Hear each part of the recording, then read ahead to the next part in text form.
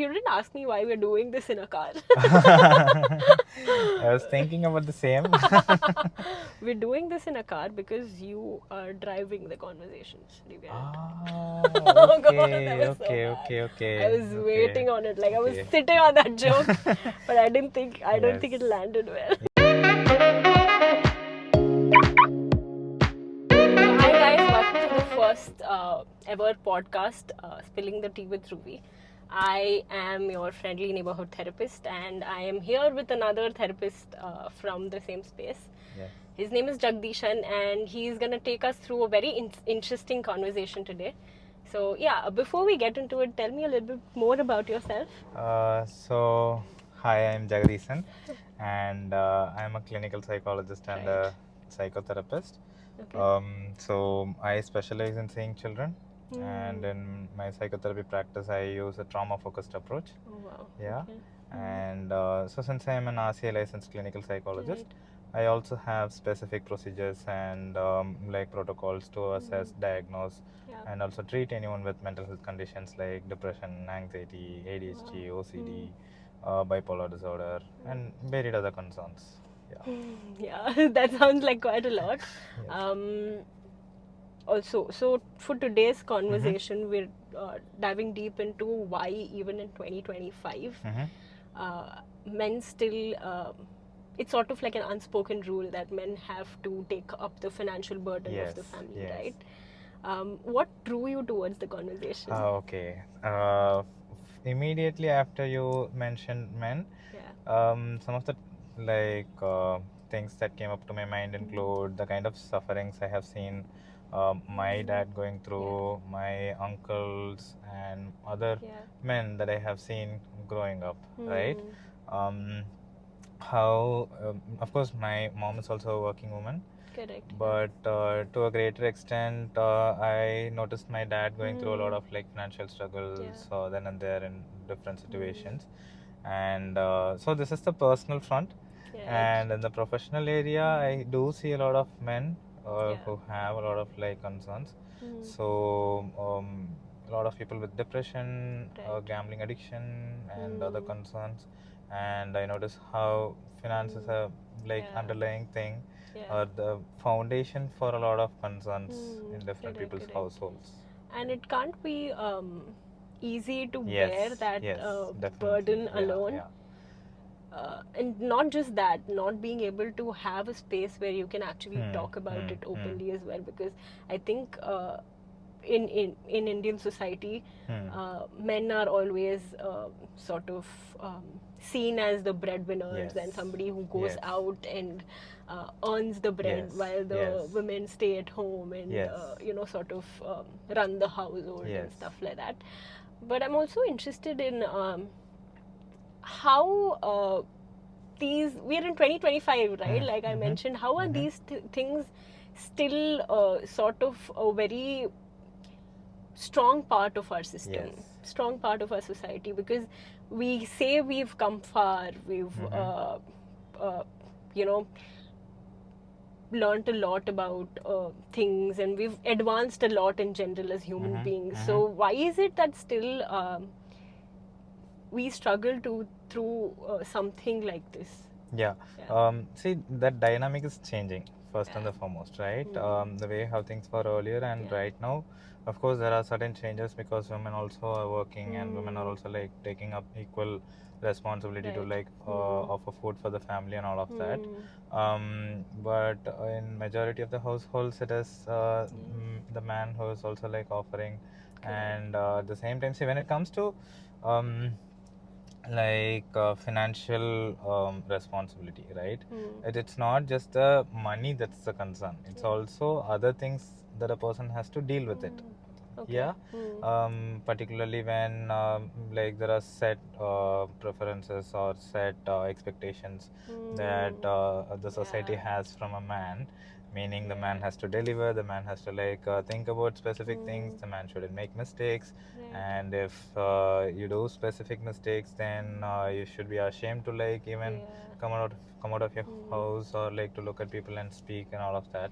So a lot of like what to say perspective or attitude about the gender roles and the ways in which men are being seen by the community also has a greater hold, right? Yeah, and I think this, as you were saying this, something just came up to me. I realized that I've had this conversation with a lot of men in my life, and there's somehow one thing that is common across all of these different men, this thought that my father could do it, so I shouldn't. Why should I be the one to complain? One thing. And another thing is that they don't really celebrate their accomplishments. Yes, right. Very true. Even now, I have a lot of reservations celebrating or rejoicing victories, but I would say that I'm slowly moving towards that direction because I notice myself doing quite a few things. See, but that is not the case with a lot of men.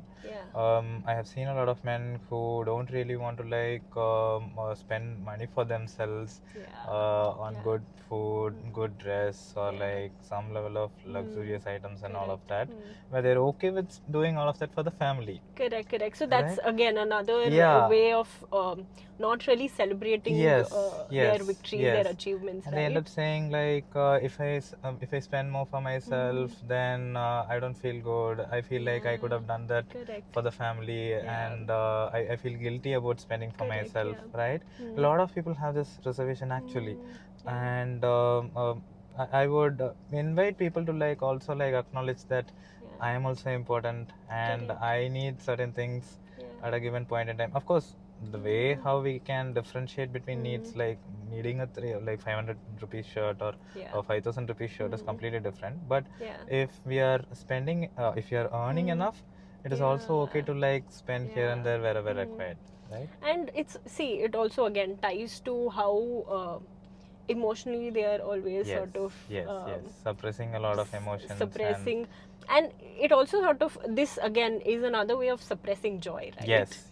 You're not letting yourself be happy. You're not you don't expect yourself to be happy for yourself, and unless and until you're able to provide, also this mentality, unless and until you're able to provide it for your family, you shouldn't do it for yourself. Right? I really like the way how you mentioned suppressing joy as well, right?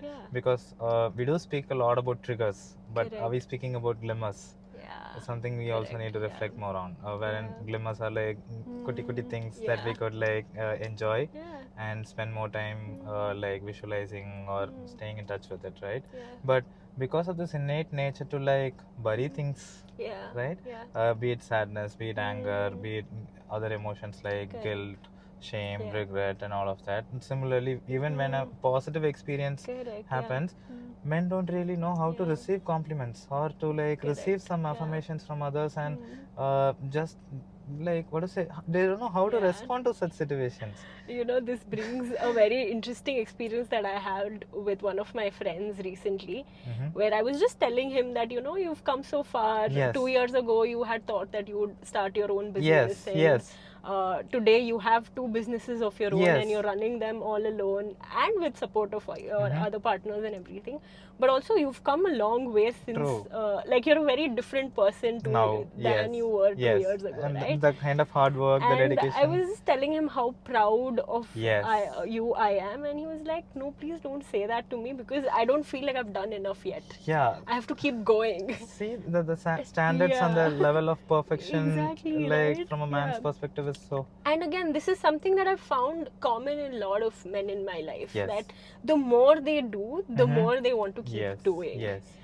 And what they fail to recognize in that process is, yes, you're doing, it's great, and you're in the groove, you found your passion, you're hustling and all of it. But what about what about the things that you've already done? When you don't stop and celebrate, it doesn't feel like a huge deal in the moment. But I think over time, when you do tend to look back at your life and how you where you are, it becomes difficult to recognize that you've come a long way. See, we are aware of it, right? We know the kind of struggles that we may have to tackle, and the kind of difficulties, challenges that we may have to face in order to be where we are right now.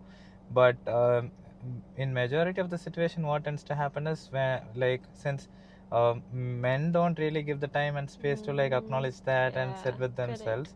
They don't know how to react when someone says. Exactly. Yeah. Right.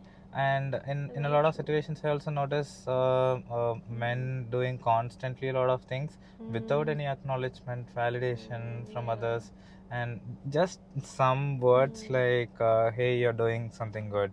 I'm really proud of you, and I love you for all the things, and I love you for the person you are, than the kind of things you're doing." Right? Of course, these are good things that a man is doing, but we also need to focus on how this person as a human being, right? I'm not see, of course there are different like men, and the kind of experiences they go through is definitely different, and there are also like people who end up latching out on others because they don't know how to regulate themselves, and that kind of spills out on the other person, right? It is important that men take up the responsibility to like communicate or like repair, resolve such conflicts with whomsoever it is happening, be it at office, at home, yes, with friends, and what I would say is, it is important for men to like regulate themselves and also be able to like sit with themselves at least for 5-10 minutes in a day and reflect on what has happened throughout, or how their previous day was like, or what emotions am I experiencing right now. And I think that's also and because that's missing, oftentimes something as grave as financial pressure sort of goes unnoticed.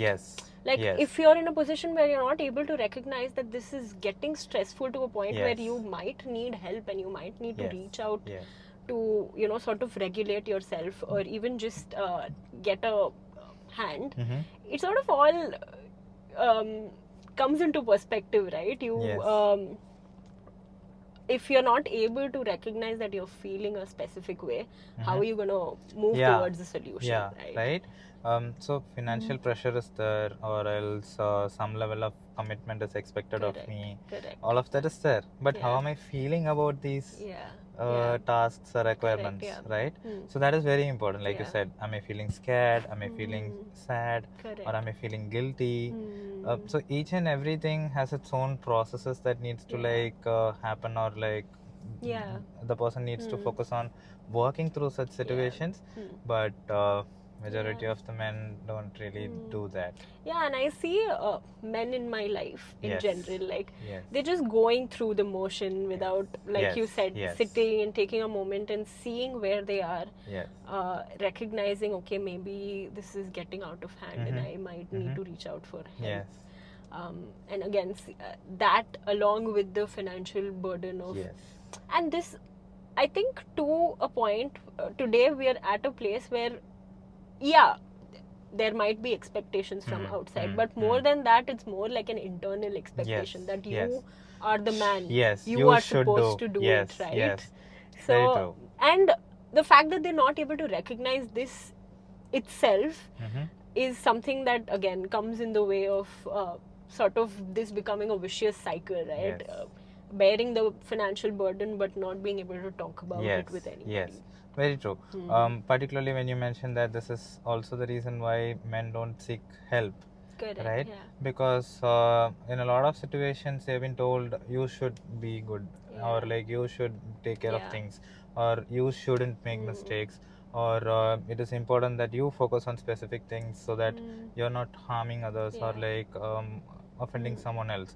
So a lot of men tend to internalize a lot of these experiences, and they kind of bring about these beliefs that I am not good enough, or I am a failure, and I am not capable of love, or I don't deserve good people in my life, right? So since, see, of course, each and everyone's parenting and the environment in which we grow also has a greater impact, right? So when men are raised in these situations, it is also like causing difficulties, particularly when they know that they'll definitely need help, but asking for help seems like a huge thing because of the earlier experiences, right? And I don't want help because my dad has mentioned that I need to like take care of things, or my mom has mentioned that you're not doing things, which is why you're suffering, right? Or you're lazy. And something as simple as I'm strong. Yes. I should be able to figure it out on my Yes. own. Yes. There's always this this sense of I should have all the Yes, answers. I yes, should be able to do yes. this for myself on my own Yes. and for people around me. I Yes. think more than for myself, it's about True. about people around True. me. So we see men in a lot of fronts, especially financially. They're expected to take the not expected. I think it's more like an internal expectation, Yes, right? There's an yes. internal expectation that you're supposed to financially stand on your 2 feet and make sure that you're able to feed a family of 10, 8, whatever. Yes. And then there's also this emotional burden of holding everything in, and I'm sure it's not easy to carry something that Definitely. heavy, right? Yes. So how does in that space a man fill their own cup? How would they find relief? This is very important for anyone to like address. So I was also speaking about regulating ourselves, Correct, right? yeah. So regulating meaning when we are working in a dysregulated fashion, which is when our nervous system functions in this way, meaning there will be like extreme highs and extreme lows. But when a regulated nervous system is functioning, it will function in the form of a sine wave, in the form of waves, right? So there are no extreme peaks or no extreme lows. There is optimal level of happiness, sadness, or any other emotion, right? Correct. And of course, you did mention that this expectation or the pressure is internalized, that is there. And if you have noticed a lot of matrimonial sites in the recent times, like the kind of financial expectation from the bride's side is so huge, because they expect someone who earns around like 50 lakhs per month, 1 crore per month, which kind of sets the bar way so high to an extent where a lot of guys don't really end up like getting the right woman. And even if they find someone, like they end up thinking, okay, fine, this person expects so much from me, and I don't really have to like get married to go through all of this situation, right? And the more and more we figure out ways to focus on addressing specific concerns from within, like just like the way how I mentioned about the regulating part. Also like journaling helps in a lot of ways, and like doing things for play helps in a lot of ways. I have noticed myself relaxing more, particularly when I engage in a lot of like playful based activities, wherein there is no stress or like no pressure to like you're doing just for the sake of it, right? for because the fun of it. Yeah, because you enjoy doing something. It Yes. doesn't have to have a purpose. Yes, true. Like I don't have to like achieve anything, or I don't have to like go towards a specific goal. Of course, games will have its own rules and regulations, but I am not gonna like focus on the outcomes or the consequences of it later, right? This is actually a very interesting thought, because I've also found men to struggle to have like something without purpose, without intention. It happens to me as well sometimes from time to time. So I would understand where being somebody who is constantly cognitive and analytical and thinking more towards like having a plan A, plan B, plan C, plan D.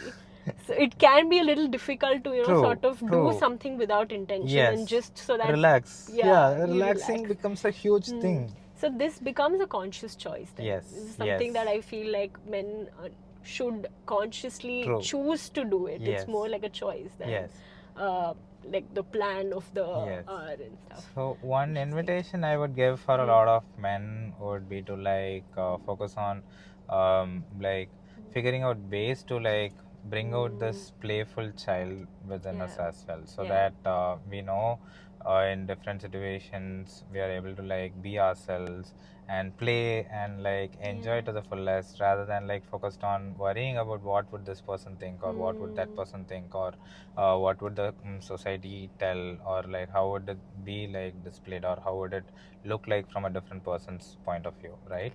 So like engaging in a lot of play, and like if you have children, spend time with them in meaningful ways. Children also love to play, and which is also when we can also like ease up and calm down and all of that. That just like brings about a completely different perspective in place. Sort of like that human connection that we're so missing these days, right? True. Yeah, that is an interesting observation. Another thing that I also wanted to, sort of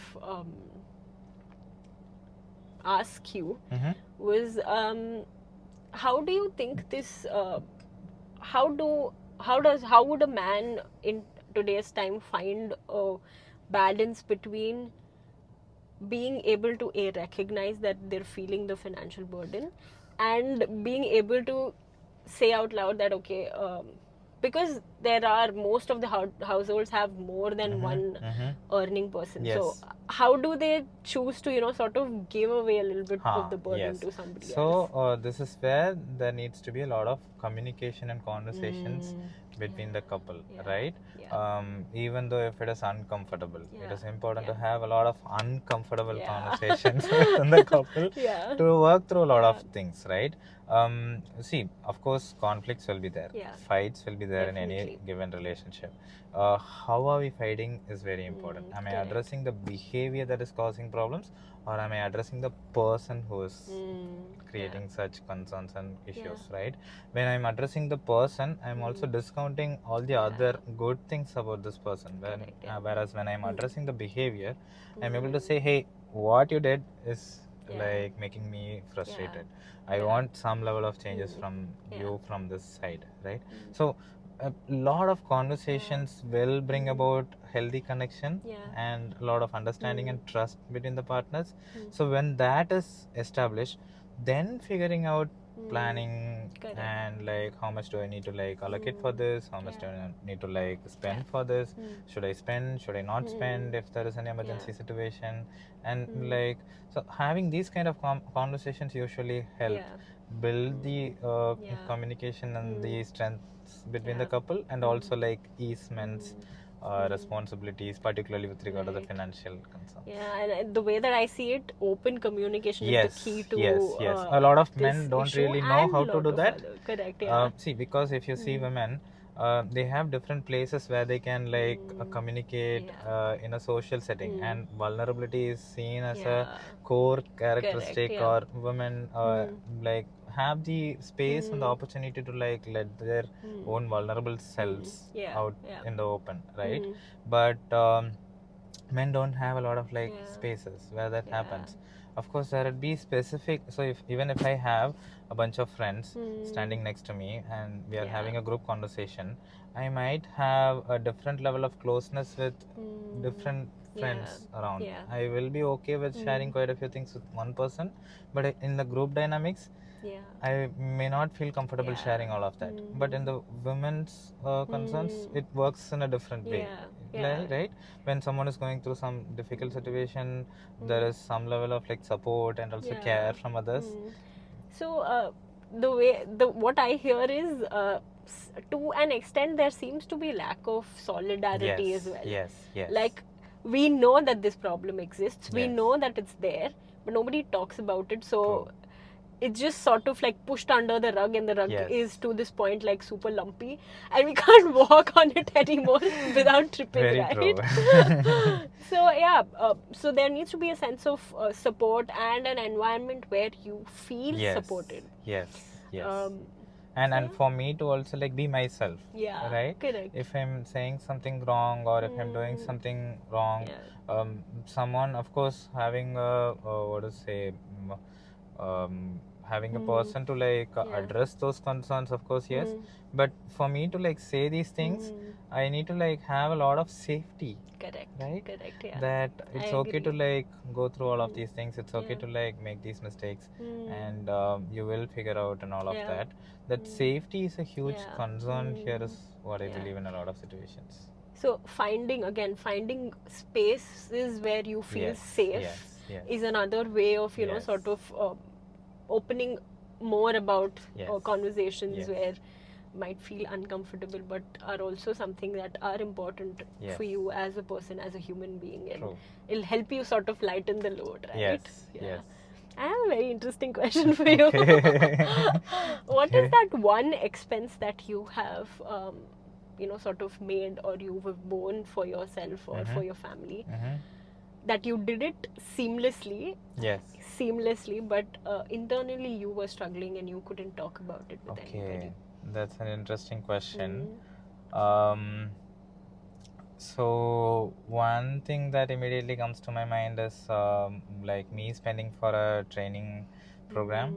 So as a psychologist, you know that Yeah. we are expected to like Yeah. get trained in different approaches, Correct. Yeah. attend supervision, and Correct. also Yeah. like attend different conferences, workshops to upskill ourselves, Correct. and also Yeah. to learn more, so that we are able to offer Yeah. quality services for the Yeah. clients, right? Yeah. So recently I enrolled for this somatic experiencing training. Oh yeah, those are And expensive. yeah, you know, right? So Yeah. yes, that is one area where I felt like it's a bit of a like huge commitment that I'm going to like Yeah. have in my life. And honestly speaking, a lot of people at home or my friends Yeah. wasn't really aware of the same. So that was a huge what to say responsibility, but I did it because it's going to be helpful for me and also for my clients, right? Because a lot of trauma is not so what to say rare these days, right? A lot of people reach out to me saying that I have experienced adverse childhood experiences and a lot of like traumatic experiences by listening to people's things or like by looking at people going through difficult situations, right? So somatic experiencing helps to address bodily processed traumatic experiences and like difficult situations that have contributed to it, right? So I felt of course I felt a bit to say, oh my god, am I spending so much or am I like forcing myself and all of that. But ultimately right now when I look back at this course, I see this as an investment, and I'm able to like make peace and okay about making this expense. So what I hear you say is you had this sense of financial burden about something, and you were able to find a glimmer around it, and that really helped you sort of ease that stress and that because I tension, focused right? on how it is going to be helpful for a lot of people, right? Yeah. See, with this one approach, I feel like I can bring about some level of changes in different people's lives by helping them to regulate their nervous system, so that they are taking care of themselves and they're not gonna like make others feel bad or like function in a way where they are going to dysregulate someone else's nervous system. Correct. So ultimately, when this keeps growing up, I see this as a ripple effect happening, and there is a healthy society that's being built in the long-term future, of course. That's a very straightforward, clear-cut, realistic and optimistic, like perfect balance of all of these things to look at a particular situation. And I think you've led by example. You have shown us that it is possible to deal with financial pressure.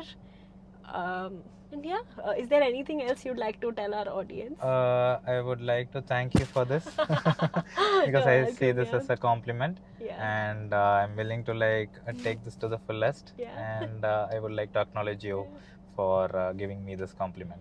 So thanks a lot for this. You're welcome. And so first and the foremost, I would focus on inviting people to like address specific concerns that you might be experiencing or going through.